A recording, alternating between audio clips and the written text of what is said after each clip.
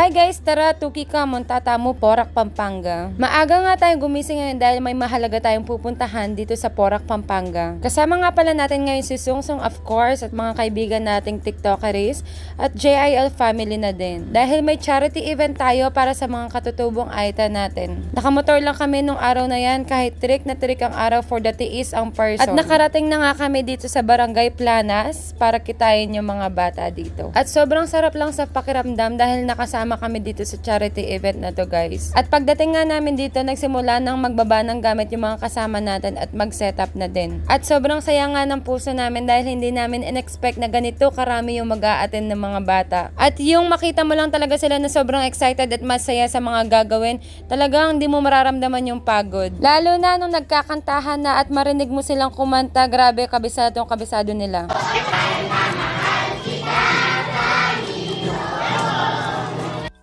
Oh, 'di ba? Grabe, lahat sila talaga alam ang kantang 'yan.